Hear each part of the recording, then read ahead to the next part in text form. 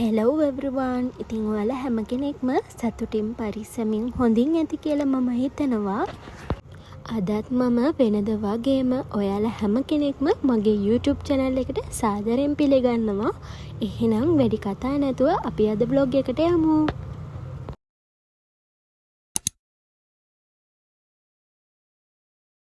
ඉතින් ඔයාගෙත් මාසික පඩිය රුපියල් 40000ද?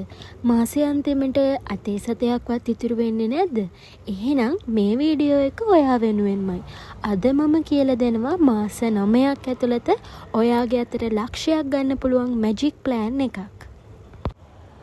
ඉතින් මේ ක්‍රමේදී ඔයාගේ අතට ලැබෙන රුපියල් 40000ක සැලරි එකෙන් ක්‍රම දෙකකට තමයි අපි එකතු කරන විදිය හදලා තියෙන්නේ. පළවෙනි ස්ටෙප් එකේදී අපි මාසිකව සල්ලි එකතු කරනවා. දෙවෙනි ස්ටෙප් එකේදී අපි ඩේලි සල්ලි එකතු කරනවා.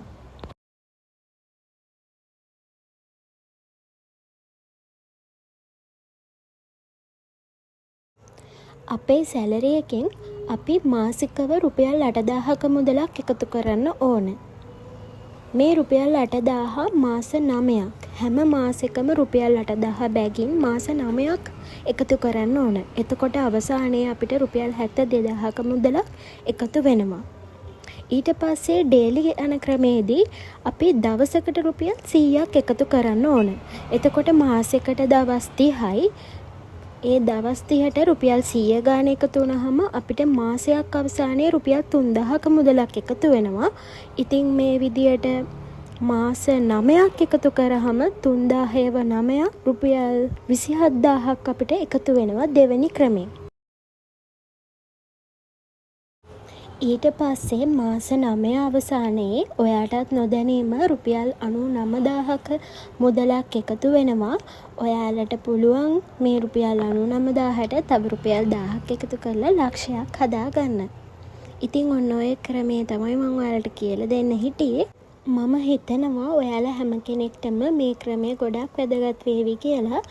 ඊළඟට අපි බලමු මාසෙකට මෙච්චර ගාණක් අපි එකතු කරන්න දැම්මට පස්සේ ඉතුරු සල්ලි වලින් අපි මාසෙ බැලන්ස් කරගන්නේ කොහොමද කියලා.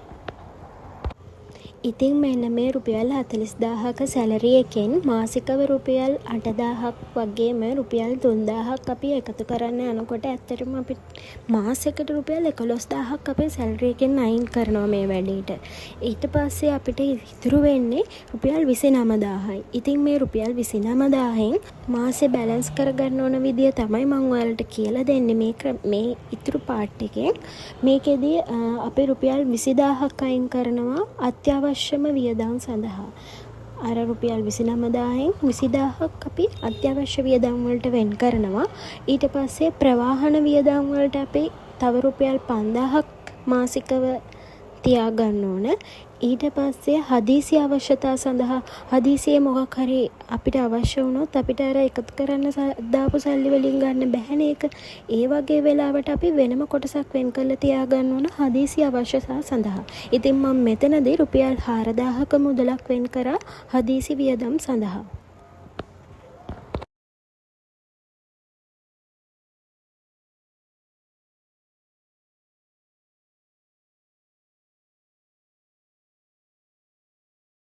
ඉතින් මම මේක ප්ලෑන් කරේ මාර්තු මාසේ 1 වෙනිදා ඉඳන් කරගෙන යන. මම මේ ඊළඟට කරන්නේ මාර්තු 1 වෙනිදා ඉඳන් දවස් 30ක්. ඒ කියන්නේ මාර්තු මාසේ ඉවර වෙනකන් අපි සල්ලි එකතු කරන විදිය. අර මම ඔයාලට කිව්වනේ ඩේලි චැලෙන්ජ් එකක්. අන්න ඒකට අවශ්‍ය ටේබල් එක තමයි මම මේ ඇඳ ගන්න ගමන් ඉන්නේ. ඉතින් ඔයාලටත් පුළුවන් මාසෙක එකතු කරන ගාන ඊට පස්සේ අර මං පළවෙනි ස්ටෙප් එකේදී කිව්වේ මාසෙකට රුපියල් 8000 බැගින් මාස 9ක් එකතු කරන්න ඕන කියලා.